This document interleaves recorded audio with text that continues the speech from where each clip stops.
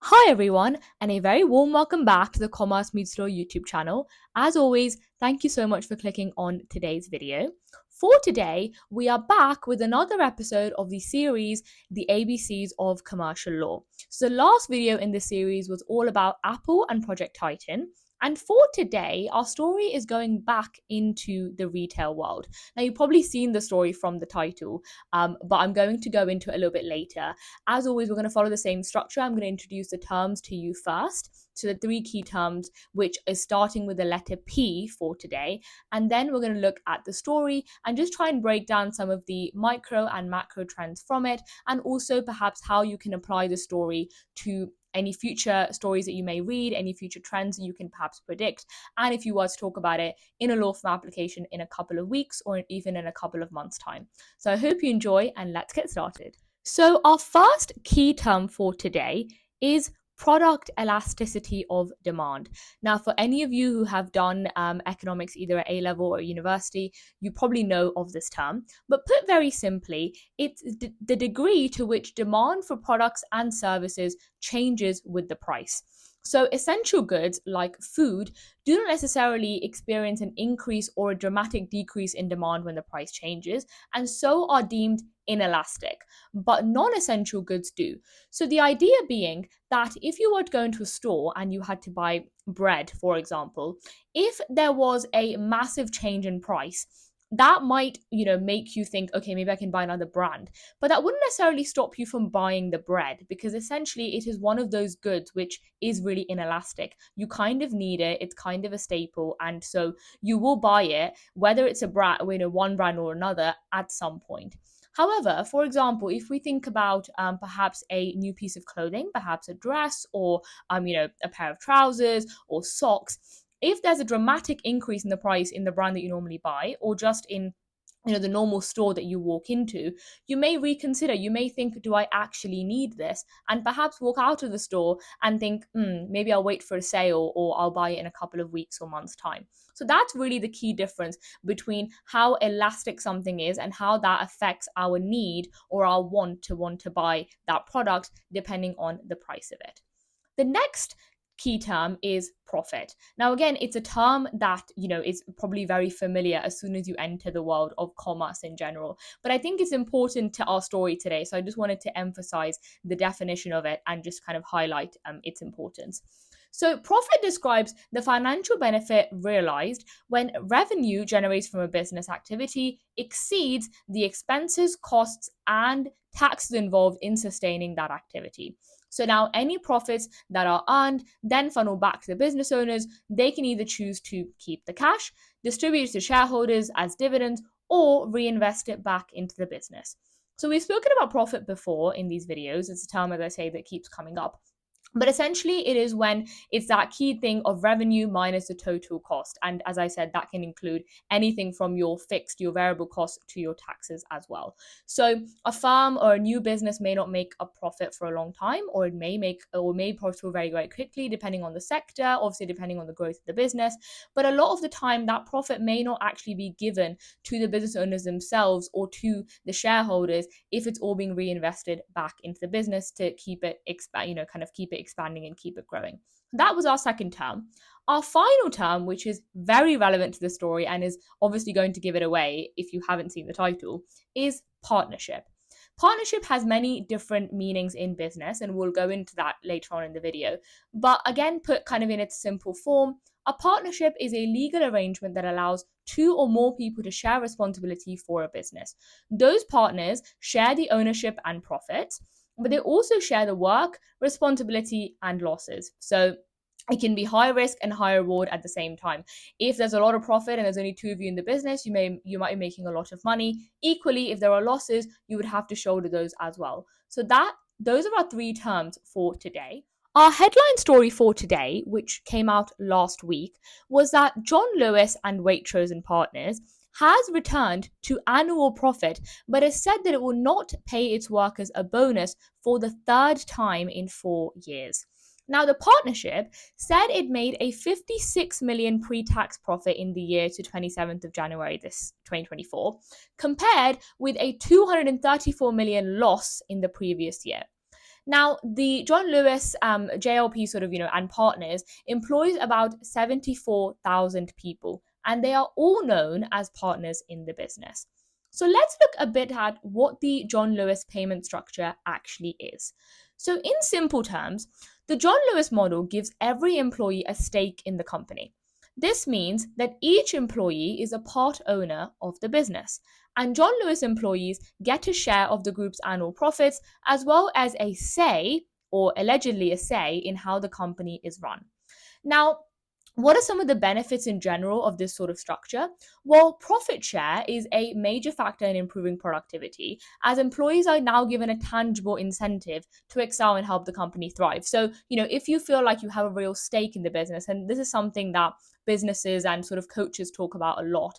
If an employee feels like they actually have a say in how the business is run and have a say in what the business grows to be, they have more of an incentive to put greater work in. And so that is one of the benefits of this kind of structure. Employee ownership, of course, encourages greater commitment and therefore engagement in the company. It also potentially reduces absenteeism, staff turnover, and even the number of accidents in the workplace. If you enjoy your work and if you feel like your work is fulfilling and as actually, you can see the results of the work that you're individually putting into the growth of the business, you're more likely to be motivated and therefore turn up to more days at work. It also, of course, stimulates productivity and therefore profitability compared to perhaps other similar non-employee owned businesses.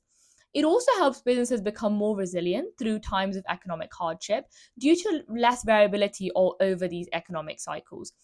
And we can kind of see that because, an idea of it is that it allows business to be more resilient because they feel like their employees feel like they are part of the business. They are not just people working for the business. They actually have a say and they actually have, some kind of stake in what's ultimately happening. And of course, it hopefully encourages faster growth in sales and employment, particularly for those people who are working in those particular teams. Now, despite the improved performance, as we've seen, and looking at all these benefits, it looks like this shouldn't be much of a problem and John Lewis should be thriving. However, we can see that that's clearly not the case. So perhaps we can poke a few holes into what a few of these benefits actually look like in real life. And John Lewis has said that it will not be paying staff a bonus at a time where staff morale has been affected by changes due to redundancy pay and speculation about future job losses, something we're going to get into very shortly. Now, John Lewis has said that it would focus instead on improving pay overall for its employees, with about 45,000 staff set to get a 10% pay rise in April. So their kind of argument is that they're instead opening and increasing base pay rather than giving a extra bonus to employees, something which it has done for a long time but has not done in the last couple of years. Now, let's take a deeper look into what they're doing instead.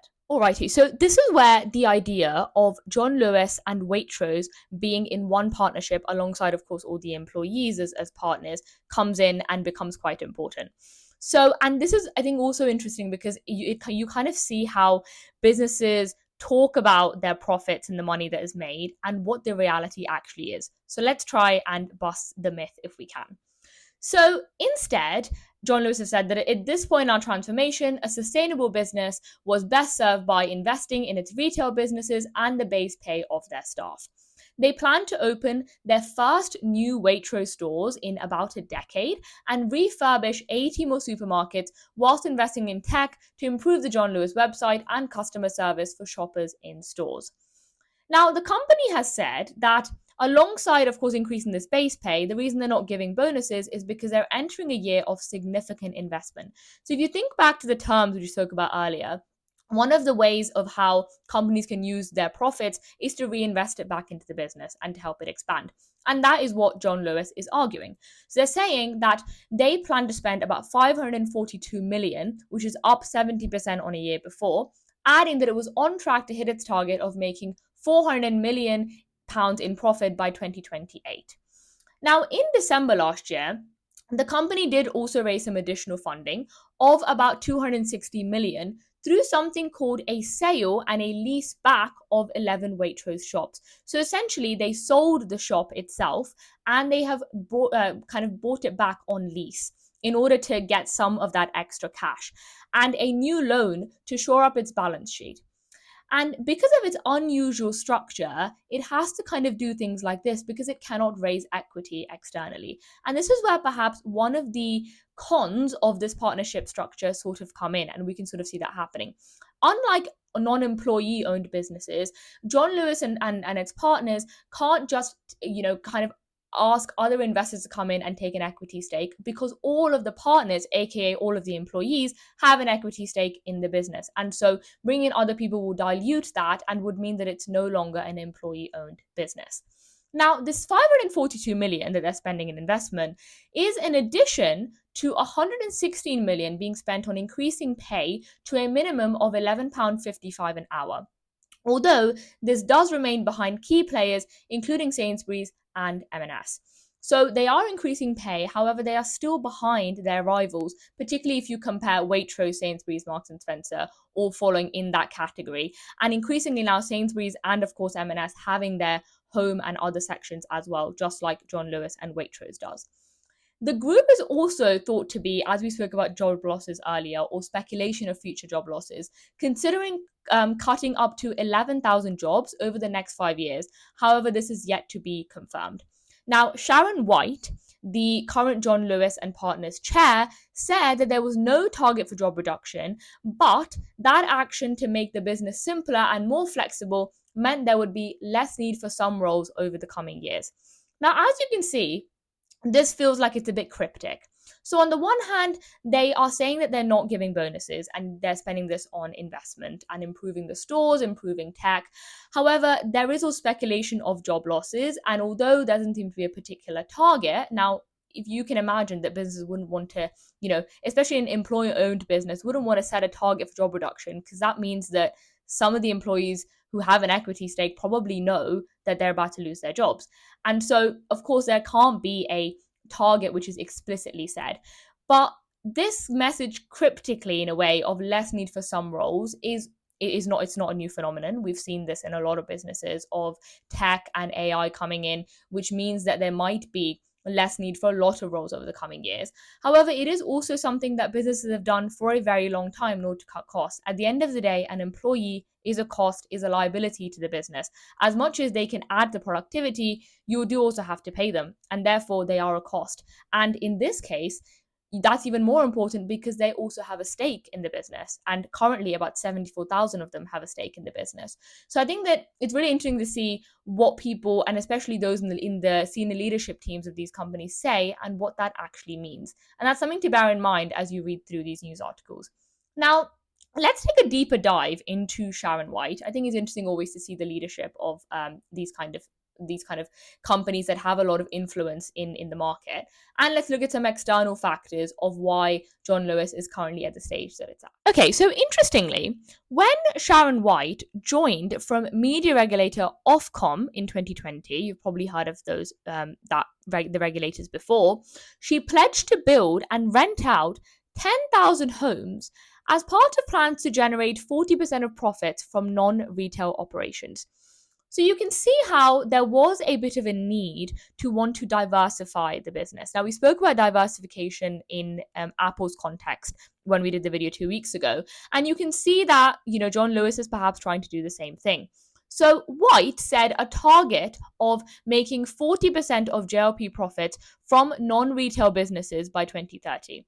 However, she then said that that's been ditched because of changes to the economic climate. Now, she says that target was set in 2020 when inflation was 2% and interest rates were 0. We all know the world of the last few years, and therefore she's moved away from this key vision.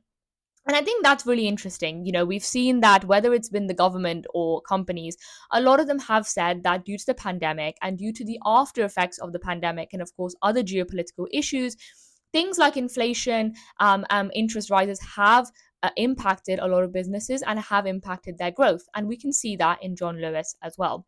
So last year, John Lewis plowed 10% of its overall investment into non-retail, including financial services and building homes. And it then plans to invest 5% this year, with White arguing that a complementary family of businesses are important to ensure the partnership's long-term profitability.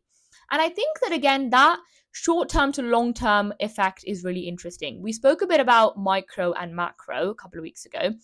And I think in this case, thinking about what the business needs right now, according to the economic climate of today, of 2024, of perhaps the next few years, versus how it can stay relevant, how it can stay profitable in the next 10 to 15 years, is a decision that leadership teams do have to make. How much do they focus on today, and how much they focus on in a couple of years' time, or even decades?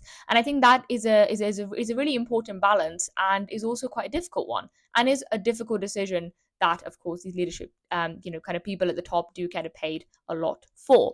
So she said that the return to profit this year came after making £88 million of savings, mainly by better matching staff hours to need in Waitrose stores, and also cutting energy use, and sort of making more automation in John Lewis's distribution network. That apparently has offset £112 million increase in costs caused by inflation, particularly for pay and energy. Now, this is interesting because I think from the way Sharon White puts it and what reality is a little bit different. So, sales, excluding VAT, rose by 2% to 10.8 billion last year. And at Waitrose supermarkets, sales rose by 5%, but the volume of items sold was down 1.5% as shoppers faced a cost of living crisis. And now, interestingly, the return to profit was largely driven through Waitrose, after 1 million more customers shopped with the partnership through the last year, totaling about 22.6 million shoppers. And I think that when we talk about the power of social media, the power of influencing, this is a really interesting statistic. The retailer said that one Stanley Cup, so this is a travel mug brand widely supported by influencers. You've probably seen it across your TikTok, your Instagram, and unless you've been living under a rock, was sold once every 20 minutes. And I think just to put that into context, that really shows you the power of branding, the power of advertising, and the power of advertising through the right channels, more importantly. So, even in a cost of living crisis, these kind of things, if you can convince people of its importance and of the fact that, everyone around them has it, and so it becomes a bit of a necessity, means that it becomes a bit more inelastic. And that idea of, we spoke earlier, one of the terms of today being product elasticity of demand, becomes a little bit more inelastic, despite, perhaps how expensive it is and whether it's worth it. That's an entirely different question. Also, a £5 lunch deal brought an extra 22,000 customers into Waitrose shops, which is something that the company added as well. And so I think broadly we can see how food, drink, as well as what you can put your drink in, being influenced by some influencer content marketing, shows you that the products that are inelastic are dependent on the essentiality of the good, as well as the branding to some extent. However, on the opposite side, sales at the John Lewis department store fell by 4% to £4.8 billion. The company said it had recorded weak sales in homeware and tech, while those in fashion, including beauty products, were up. And I think that this statistic can have a lot of different theories. So potentially we can think about, the price and how that affects elasticity. In general, perhaps none of these are essential goods. Perhaps they're all non-essential, barring, maybe a new phone if your phone's completely broken down, / a new laptop. But when we think about homeware or tech in general, we can think about the fact that perhaps they're a bit more elastic, because you can think, if it's quite expensive, you can perhaps push the purchase a few weeks, a few months, even up to a year, and buy a little bit later. Beauty products, perhaps not so much, especially if the price of that is a lot less compared to a brand new MacBook or a brand new furniture or anything like that. So I think that the price of something in relation to, or in proportion to, what you think you'd spend on it, as well as then the elasticity of your demand, I think all plays a role in how this is kind of turned out for John Lewis and Waitrose. So in terms of the beauty sales, there were strong fashion sellers were men's tailoring and lingerie. Now, make of that what you will. I won't theorize on that anymore, but I think that those are interesting to think about, and also to more generally talk about why certain products are more inelastic than others. Now, for our final few sections, let's have a look at the issue with the partnership and the leadership structure at JLP. So earlier in the year, there were reports which suggested that the partnership was considering selling off a minority stake in the business, meaning it would no longer follow the employment or the employee-owned business structure that it does have. Now, Dame Sharon, so Sharon White, ruled out that move later, but said the board could consider external investment in the future if that was needed. Now, her tenure as chair is about to come to an end. It's the shortest in John Lewis's nearly 100-year-long history, and she's due to step down in February 2025 at the end of her 5-year term. Now, Dame Sharon, as long as she does have the role, has also said that instead there was a shared responsibility across the business to ensure that the partnership is sustainable in the long term. And so, whilst there were reports, perhaps right now at least, the investment and the kind of thought behind the business is being directed towards stores, improving the tech in stores and the efficiency in stores, as well as the base pay for workers, whilst also, as we spoke about earlier, potentially cutting the job force in order to then be able to increase pay for those that are still within the business. Now, let's talk a bit about the leadership structure. So, this chain has previously faced criticism for not having a cohort of senior management with experience in the retail world. So, as we said, White was head of a media regulator, Ofcom, before she took the reins. In January 2024, then, John Lewis brought former director Peter Rowes back to the lead to the group's department store business and to be able to lead that. So, the retail veteran has had senior level stints at some of the world's most recognized fashion brands, including Jigsaw, Anthropologie, and M&S. Now, just under a year ago, the partnership also hired former Hovis boss, so the bread brand, we've probably seen it in all of our supermarkets, Nish Kankivala, as its first ever CEO. And he was former director of Hovis for 8 years before that. Now, Robin Duffy, who's a senior analyst for consumer markets at RSM UK, has said that despite being one of Britain's best known brands, John Lewis has struggled to stay relevant in recent years. So, to further add on to that, she said, a fast moving economic environment has meant changing consumer habits have gotten the better of the business, and the brand seems to be missing the mark.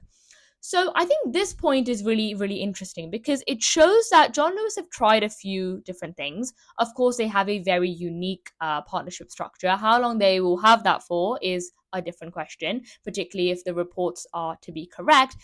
However, it also brings us back to this idea of relevance. So, we spoke about that Stanley Cup earlier, and that may seem like it's not an important statistic, but I think that it really shows that in today's world, brands have to move with the times, and times are moving fast. They are rapidly changing all the time.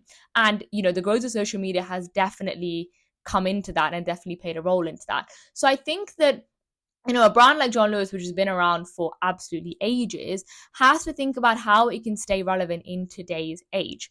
Now, the new CEO, Nish Kankivala, has announced a back to basics approach and plans to put retail back at the heart of John Lewis. Noise around this idea of, as Sharon White was trying to do with her key vision of housing and financial services, have quieted for now, both being interesting ideas as suggested by a lot of analysts, but in a challenging retail environment, I think a return to core values is probably needed. Now, some insiders do believe that Nish can step up from that role to become chairman with a more hands-on retailer appointed in his place as CEO. I think that this story may not seem like, one that is of immediate relevance, but I think it shows a lot of different things. So, on the one hand, it shows the pros of this partnership structure and also where some of the holes are, particularly the idea that there is still a lack of staff morale. There are still a lot of talks about job losses. There are a lot of redundancies. The fact that there aren't bonuses is affecting workers. I think all of those things are important to take into account. Also, the fact that John Lewis has tried to do a few new things.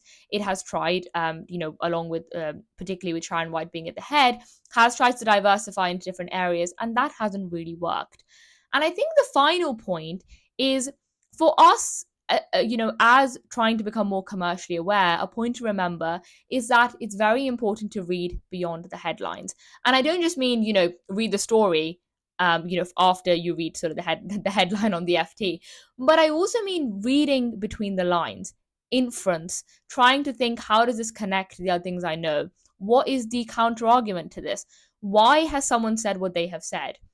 And I think all of those things has become really important in the story. As we've seen, the headline story is, yes, they have made a profit, but how have they made a profit? Which business has made a profit? Which business hasn't made a profit, and is that going to be gone in a couple of years? I think all of those things are really key, and I hope that this story and hopefully this video can show you to be a bit more critical and a bit more analytical about how you approach these stories and how you approach the way that you read them and what you make of them. And with that, thank you so much for watching today's video. I really hope that you enjoyed it. I hope that you found it useful.